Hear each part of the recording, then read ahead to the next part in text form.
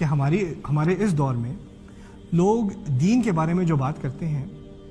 تو لوگوں کو جو ہمارے بچوں کے سوال ہیں، ینگ جنریشن کے سوال ہیں، لوگوں کے ورکنگ پروفیشنلز کے سوال ہیں، اصل میں یہ صورتحال سمجھنے کی ضرورت ہے کہ ان لوگوں کو دین کی تعلیم ٹھیک سے دی نہیں گئی، اور ان کی غلطی نہیں ہے، ان کی غلطی نہیں ہے۔ اگر آپ پاکستان کا جائزہ لیں، انڈیا کا جائزہ لیں، بنگلہ دیش کا جائزہ لیں، مسلمان ممالک کا کہیں بھی جائزہ لے لیں، ہماری دینی تعلیم کیا ہے؟ ہماری دینی تعلیم میں کچھ صورتیں یاد کر لو، یہ سیرت کے جو 2-3 جو مارکے ہیں، غزوے ہیں، ان کے قصے یاد کر لو، یہ 10ویں جماعت میں امتحان پاس کر لو، بس وہ پاس کرنے کی دیر ہے، پھر اس سے کیا تعلق ہے تمہارا؟ 2-3 صورتیں یاد کر لو، مولوی صاحب کو زبردستی گھر پہ بلا کے ایک دفعہ قرآن پڑھا لو، ایک دفعہ ایک جلد سے دوسری جلد تک، یہاں آخر تک جب آپ نے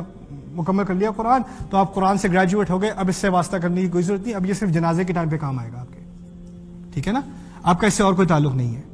اور پھر اس کے بعد اس سے اوپر بڑا مسئلہ کیا ہے کہ جو لوگ دین کے نام پہ بات کرتے ہیں وہ ایسی الٹی سیدھی بات کرتے ہیں کہ لوگوں کی کو پڑھا لکھا انسان کی بات سن کے کہے گا یار یہ لوگ تو پاگل ہیں یار، ان کی بات سنوں میں، ان کو بھی بولتے دیکھا ہے، یہ کیسی الٹی سیدھی باتیں کرتے ہیں۔ اصل میں ہوا یہ ہے کہ جو پڑھا لکھا طبقہ ہے نا ہماری سوسائٹی کا، ان کے دماغ میں اب یہ بات بیٹھ چکی ہے کہ جو لوگ دین کی بات کرتے ہیں وہ عقل کی بات نہیں کرتے، وہ عقل کی بات نہیں کرتے، اور کافی حد تک ان کی یہ تنقید صحیح ہے۔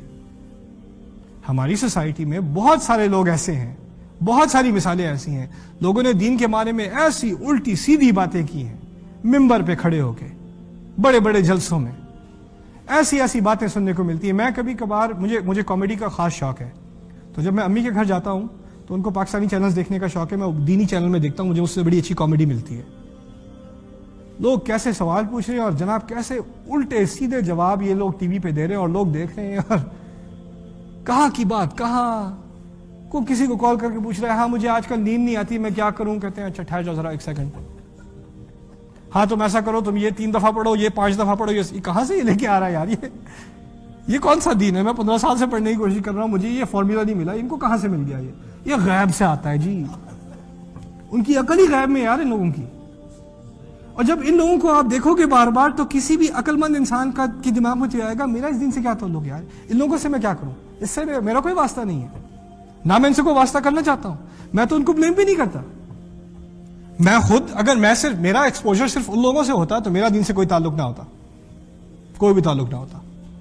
میں تو بڑا فارچونیٹ ہوں، جب میں کالج میں تھا میں بالکل دین سے میرا بالکل کوئی واسطہ نہیں تھا، جب میں کالج میں تھا مجھے کچھ ایسے لڑکوں سے ملاقات ہوئی، کچھ ایسے دوستوں سے ملاقات ہوئی جو مجھ سے کہیں زیادہ ذہین تھے اور مجھ سے کہیں زیادہ دیندار تھے، اور جب وہ اپنے دین کی طرف آئے تھے تو عقلی طور پر آئے تھے، ان کے لیے صرف دین ایک روحانی شے نہیں تھی، ایک عقلی چیز تھی، روحانیت اور عقلیت دونوں ایک ساتھ تھیں۔ اور جب میں نے اس چیز کو دیکھا، میں نے کبھی دیکھا نہیں تھا، میں نے تو سوچا نہیں تھا کبھی عقل مند لوگ بھی دیندار ہوتے ہیں، سوچنے سمجھنے والے بھی دیندار ہوتے ہیں، یہ لوگ یہ تو اس کے تو 4.0 GPA، top of his class,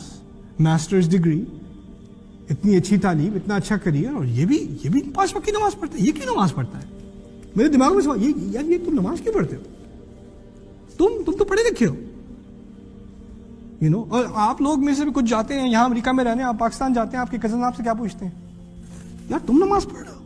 تم تو امریکہ سے آئے ہو، تم کیا نماز پڑھ رہے ہو؟ باقی سب مزے میں بیٹھے کھا رہے ہیں ریسٹورینٹ میں، اذان ہو رہی ہے وہاں تو کہتے ہیں اذان بج رہی ہے، ٹھیک ہے نا، اور آپ اٹھ کے نماز پڑھنے کے دیکھو ذرا یہ مولوی صاحب آئے ہیں نماز پڑھنے۔ اب نماز مذاق بن چکی ہے اس سوسائٹی میں، اندازہ کرو کتنا زوال ہے اس مسلمان امت کا، اور اس میں آپ ان لوگوں کی طرف ہی صرف انگلی مت اٹھائیں جو نماز نہیں پڑھتے، وہ یہاں تک پہنچے کیسے؟ یہ کون سی تعلیم کی کمی تھی؟ یہ کون سی ذمہ داری تھی؟ جن لوگوں نے دین سکھانا تھا انہوں نے کیا الٹی سیدھی بات سکھانی شروع کر دی؟ وہ کس چیز پہ انہوں نے اپنا جو دین کی اساس ہے، جو اس دین کو قوت دیتی ہے، وہ چیز چھوڑ دی، اور جو الٹی سیدھی باتیں ادھر ادھر کی اس پہ سارا زور، تو پھر یہ ہونا ہے جب ان کا سارا دین ایک ہی ان چیزوں میں رہ گیا تو پھر ہونا کیا ہے پھر اس کے بعد؟ تو یہ بات میں آپ کے سامنے رکھنا چاہ رہا ہوں کہ اس دین کی جو اساس ہے اس کو مت بھولیں، اور جو ادھر ادھر کی باتیں ہیں نا ان کو ادھر ادھر کی باتیں ہی رہنے دیں، جو سائیڈ ایشوز ہیں ان کو سائیڈ ایشوز رہنے دیں۔ اصل اساس دین کی یہ قرآن ہے، قرآن پر جب